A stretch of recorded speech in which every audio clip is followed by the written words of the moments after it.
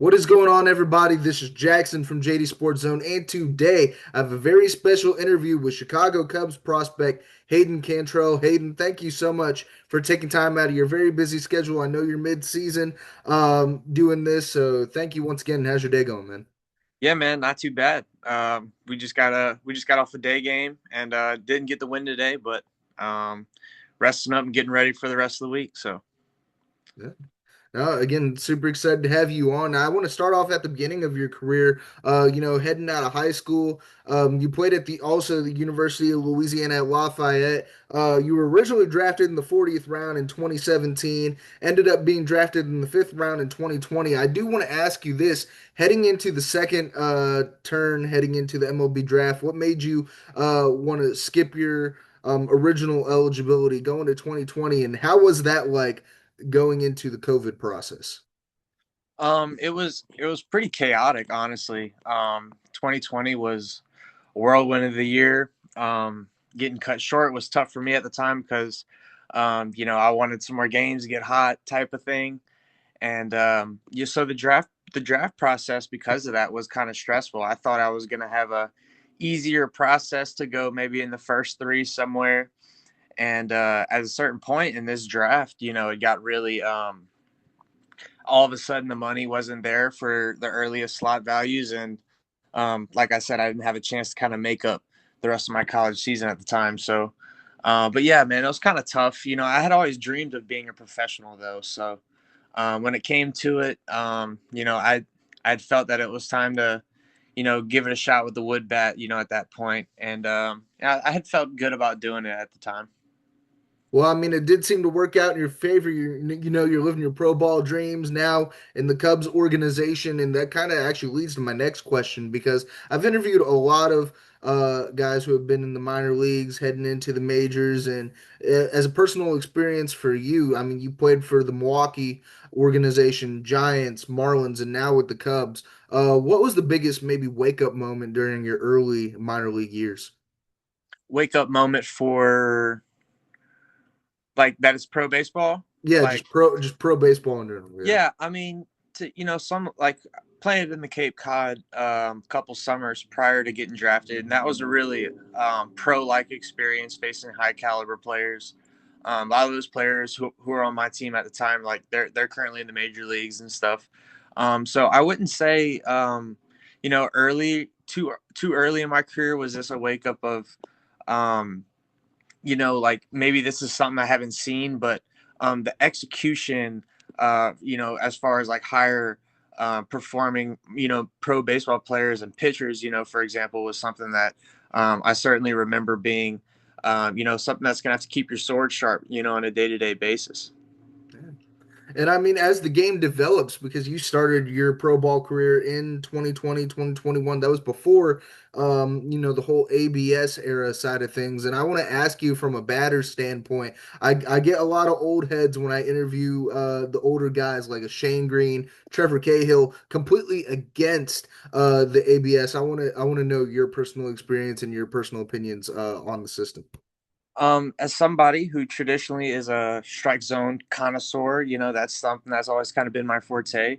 I feel like, I can generally be rewarded, according to most, I think part of, the ball strike thing, that isn't evaluated as much is like, the stand, like the true stance of the batter, like some guys, who stand with a crouch, maybe don't get the high strike called on them, but when you get to AAA and you got the low crouch and they throw it, that is eye level for you. That is a strike now. So I say it advantages the hitter and pitcher equally. I think I've seen recently a lot of clip jobs on like high curve balls that actually clip the three-dimensional zone, that are often took, and just because of the nature of the game, it's often called a ball because like a backed up curve ball. But it's been really interesting. I think it's made the game more accurate, but I don't know about better. You know what I'm saying? So I'm indifferent about it. I'm a big fan of not changing any of the rules ever. Mhm. So take that for what it is, I suppose. Yeah. And it's very interesting to hear that perspective. I'm glad to hear it's a indifferent side of things because a fan perspective, I always enjoyed the CB Buckner and the Angel Hernandez getting stuff wrong, and then the whole head tapping that kind of made the enjoyment of baseball. So it's great to hear from a personal perspective. Now I want to talk about favorite moments during your pro ball career. I mean, last year you had a go ahead grand slam, you had a walk off during the course of your career. What's some of your favorite moments so far playing through a multitude of organizations? Um, it's always about the relationships you really develop, on each of those teams. I feel like those are the things that make your day to day go well. It makes your hitting go well. It makes your defense go well. Your base running abilities go well, and but from a game side, there's like a Fourth of July 2 home run game in Beloit, Wisconsin, at the old school park. All the OGs know about the old school Beloit, and and I remember there was no broadcast, even like there wasn't even a camera for the MILB.com, and but that was a game. It was super hot. A lot of us were wearing no undershirts, and I ran into two that day and had a good day, and I think a lot of my teammates got promoted by the end of the day, so that was a good time. But yeah, I hit a home run in Vegas last year. That was a pretty cool moment, and but I think winning series with the boys in general is just always something that comes to mind as something that you really strive for, and because when we're all winning and playing good baseball, that's when everybody is typically doing better and their best. So I would say of all the moments, probably those two probably come to mind pretty quickly, but it's usually just like those little things in between. Now, speaking of winning, which you've done a lot during your career, and I want to ask you from a minor league ball player's side of things, are you superstitious? Like, do you have a specific regimen that you go through every day before heading out onto that field? And if so, what is it? I think we're all like routine oriented. I think in this profession, when you rinse and repeat it and rinse and repeat it, and there's little modifications over the way, it's easy to come back to your preparation and fix something in your preparation that is why a certain result didn't happen. And I think in baseball, there's a certain like brilliance to that. You don't bring your mind to the plate, so say if I take care of my superstition, blah blah blah, or my routine, then I have, But I think I always wear like two pairs of socks. I don't know if that's a superstition, but that's what I like. Um, what else would somebody? You never step on the line. Like that's just I don't know why that's a thing, but it always was. Um, and even if I don't need pine tar on my bat, okay, yeah, this one's probably superstitious. Even if I don't need more grip on my bat, I'll put pine tar one line so that the smell is fresh going into the batter's box. So yeah, I'll say that. Yeah, I mean, I don't think any of that's outlandish. And I've interviewed Jaden Fielder a few months back, and he told me that he just listens to ocean sounds. Not again, not outlandish, but I think each player to each their own has there's definitely some of the crazier. yeah, that's so I've seen crazier. Right. Now I do want to ask you about this because heading on the track of not superstitions, but pregame and stuff like that. You're going up to the plate. I'm not too sure what your walk-up song is, but what's the reason behind your walk-up song, and have you changed it throughout the course of your career? Historically, no. Like in high school, I did the whole change it every year thing. Kind of always following like a funk theme. Like in college, it started being September by Earth, Wind, and Fire. And my sophomore year, I was like five or whatever. That was my number. So I went with I got five on it. My teammates really liked that. But when I got the pro ball, I wasn't five anymore. I was like three or something. So I went back to September by Earth, Wind, and Fire for like 3 years because I like the funk. And this year I started with September and struggled and banged it, and then I got on Madonna, Get to the Groove, and it worked for a while. And I really think tomorrow I'm changing it again. So um, Why has it been those songs? Just because I think maybe we had like a joke in the locker room, or we saw like there was like this streamer who had like a dance move to the Madonna song sort of thing. So we were like always laugh at that video. And then there was hits in it. So but usually the walk up song is like for you kinda, and then it's like for the crowd too, sort of thing. So I mean, I think those are great answers there. I do have a recommendation staying on the funk side of things. Get Down Up by Cool and the Gang. Maybe a Stevie Wonder song. Throw that in there. But yeah, no, I think those are some go-to songs related to that. Now, I do want to ask you about a recent experience. And, Bat Boy Shelley, Eric Shellhouse is a good buddy of mine. I've had him on the podcast. And he told me from a creator's perspective about playing in the, covering the Field of Dreams game. What was it like playing on the Field of Dreams game for the minor league baseball game? man, it was an incredible experience. I think because all of it was like really new. Like you can tell everything was like just put up or just ready. They had like the cornfield all like fenced off. They had the field. They had like the old timers like in their like vintage baseball fit. The field was in like nice condition for like cornfield grass sort of thing. They had the house.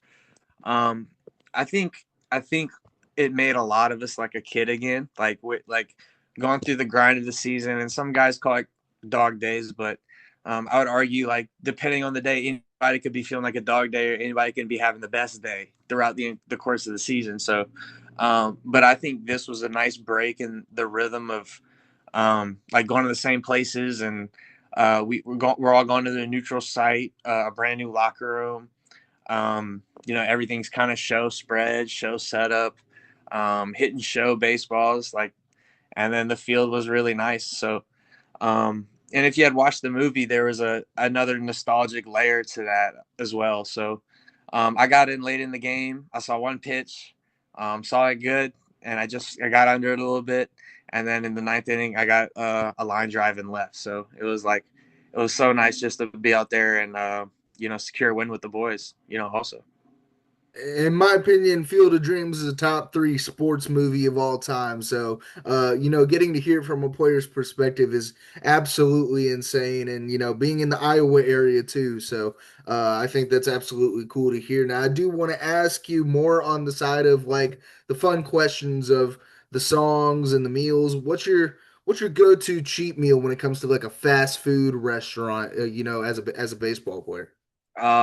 Steak and Shake. Anytime I see Steak and Shake nearby, it's I'm gonna have it. Do you have a go-to steak and shake order? Yeah. I'm always trying to get calories back because that's just always the grind. So it's triple steak burger, large fries, and then like a chocolate shake if I'm feeling like it. Yeah. Yeah. Personally, I'm a big burger kind of guy, and an M&M milkshake will always do it for me, man. I've never had Yeah. that one yet. I might have to try it. You're gonna have to try an M&M milkshake for sure. Now, I do have two final questions for you, Hayden. We talked a little bit about Field of Dreams being a great movie and playing on the field relating to that. What is your Mount Rushmore of sports movies overall?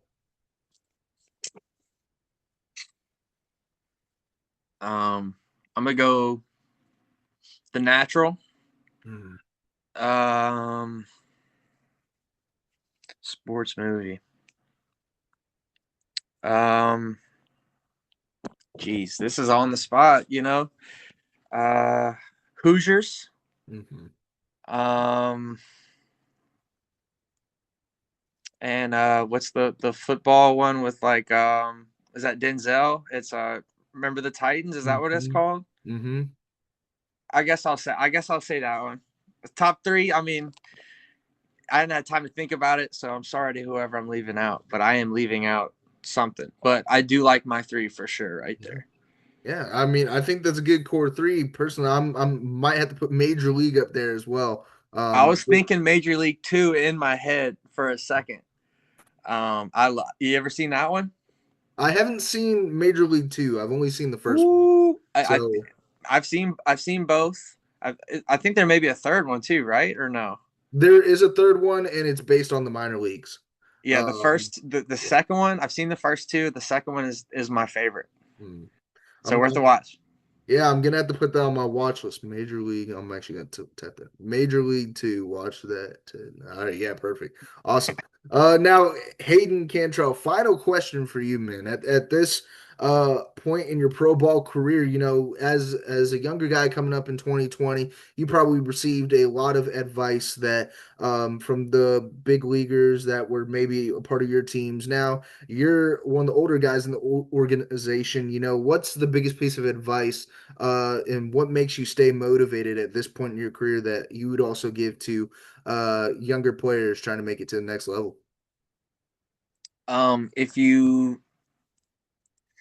If the games are gonna come, but if you make your work about, um, like if your work is changing day to day, like that's the part that should be the same.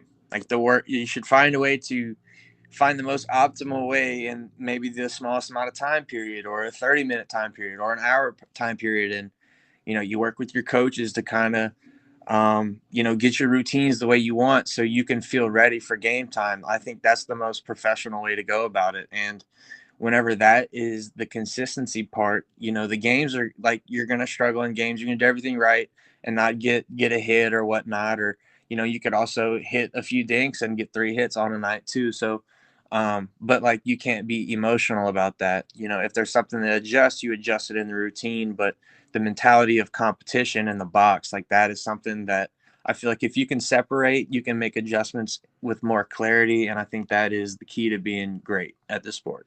Yeah. I think keeping a level head in really any sort of destination or journey, leads to success. And you could had a lot of success in the pro ball career. And I had a lot of people reach out saying like they were excited to see you on the podcast. Like Will Etheridge, I believe he plays in for Local Beach right now. So again, yeah, no, I'm super excited that I was able to get you on, and thank you again for taking time out of your very busy schedule mid-season. And I look forward to seeing, once you get up to the big leagues, Chicago. I'll buy a Chicago Cubs Hayden Cantrell jersey as a St. Louis Cardinals fan, man. Oh man, that's respect, man. Yeah, That. There's no greater honor than that. yeah. I'm definitely excited. But anything you want to shout out before we wrap up this interview, man? Um, yeah, I mean, you can follow me on my socials. You can find me on my name on all the platforms, and on YouTube, you can find me at Five Guy. Make vlogs whenever I can compile the content together. Uploaded one last week. I had the Field of Dreams content almost done. Hopefully, have that done by the end of the week as well. But that's my side hustle. Have some arm sleeves, custom arm sleeves if you're into that for whatever sport. We have that colorway at haydencantrell.com. But yeah, those are my hobbies, I guess you could say, outside of playing the sport. Also training, and then playing other sports, soccer, pickup, basketball, whatever. Just keep the body moving. Um, but yeah, those are my hobbies. So, yeah, man. No, thanks for having me.